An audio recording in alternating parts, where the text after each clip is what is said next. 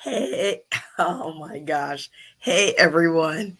As you see, yes, I'm still dealing with the throat issue. I didn't think it would sound that bad. Let's see if I can try. Okay, okay. You might be able to stand that.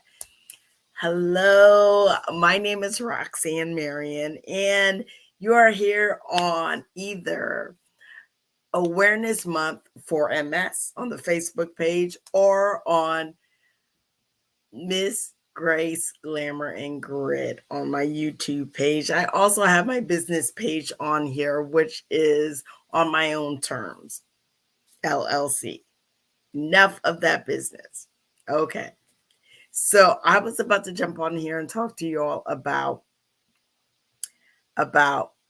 being your own advocate and whether or not you think having a chronic illness makes you stronger. But my voice still sounds awful. So let's talk about that just for a second. Well, actually, let's stick with the advocacy thing because that's actually what I'm about to tell you when I talk about my voice. So I've been off of here now. I've been popping in and out. But for the past week and 3 days, I've been dealing with the horribleness of my voice. And there are some things that we all think that we can deal with. One of those things would be a cold. And I assumed that it was a cold I had and that I would just get over it. I finally went to the doctor yesterday. Yes, yesterday. And apparently it is a virus. It is going around. And it is exactly this, the throat thing. Excuse me. Um, it's not RSV. I think nowadays we always think it is going to be something else or something specific, either having to do with COVID, must be RSV, it must be whatever else is out there that we talk about a lot. But I'm here to tell you these are the moments that you can advocate for yourself.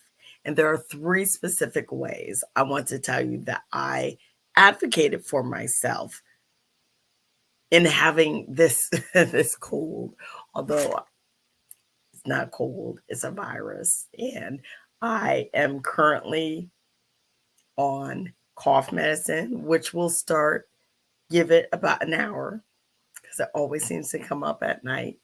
And I'm on antibiotics, which I actually did not want to start again because I just got off a round of antibiotics. So let me tell you how you need to advocate for yourself. Be honest. Be honest, whether it has to do with the MS, whether it has to do with having an illness like this where you just don't know what it is.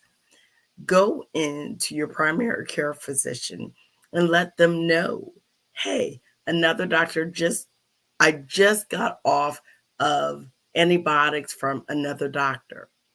I don't want to be on it again because I believe you start building up an immune to antibiotics. And that's what I was afraid of because I was like, look, if you all are giving me enough medicine. So you have to stand up for yourself. I'm looking at my paper because I said because I was thinking there are three ways that you need to stand up for yourself and advocate for yourself. And when you do, you will be ever so thankful that you have your own back. One way is physically, one way is mentally, and the other way is emotionally. So I knew that I was having some trouble with always my voice being like this. So I advocate for myself and I stood up for myself, and that helped me physically because one, They put me on the right medicine because I actually said that I did not want to be on medicine, on the antibiotics. But because I was honest, I was actually able to talk to her about several other things that were going on with me that I didn't know that it actually had to do with this. And then she also went out and looked at my history and found out for me that the antibiotic that I was on last time was for a specific symptom that I was having, so that it wasn't that I was building up an immune to antibiotics because I was getting all these antibiotics. The antibiotic that I have now is specifically for what I'm having a problem with now, which is my voice. But being down and out gives you a chance to look around, and you look at your physical. That's where I was actually about to go. You look at your physical, and you can look at your mental, and you can look at it emotionally. I asked myself whether or not I was in the place I wanted to be physically. We always think of, I talk about MS, this is the MS page. I always think of MS, and when it lays me out flat, that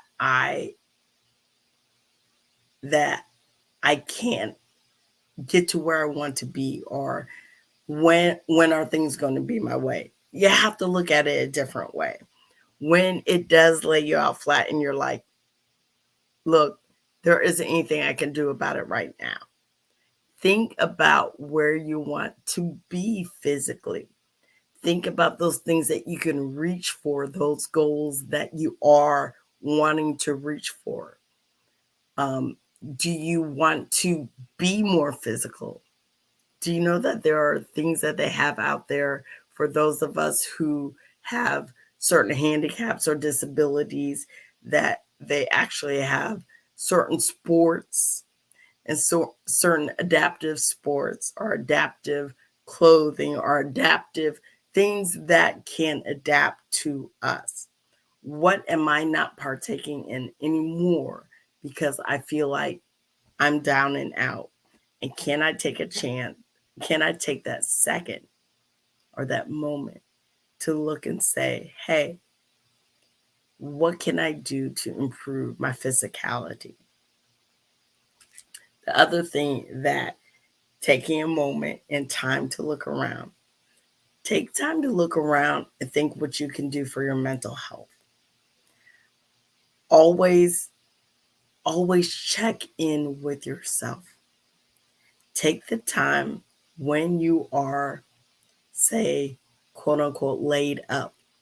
If you can't get out and around and about, check in with yourself, especially at that time, because you have to advocate for who you are, for who you want to be, and for your own wellness. Are you in down and out so much that you've seen that you've become isolated all of the time? There's something that you need to do about that, because that's not good for your mental health. Are you someone who not only is isolated physically, but are you not even having conversations with people? Who can you check in with daily? Who can you call to say, hey, I'm just calling to see how you are? Because sometimes it helps us to be able to help other people. And if you have a list of people that you want to be in touch with, a list of people that you want to check in on, it's going to help you check in with yourself, and it's going to help them because they know that they were on your mind, that you were checking in on them. Who am I that you're thinking of me? You know, it's nice to do things, nice things for other people. And it goes both ways. When you do something nice for someone else, it comes back and it warms your heart.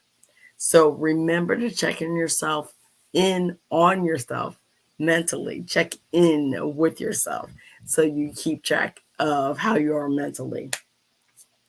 And last but not least, emotionally.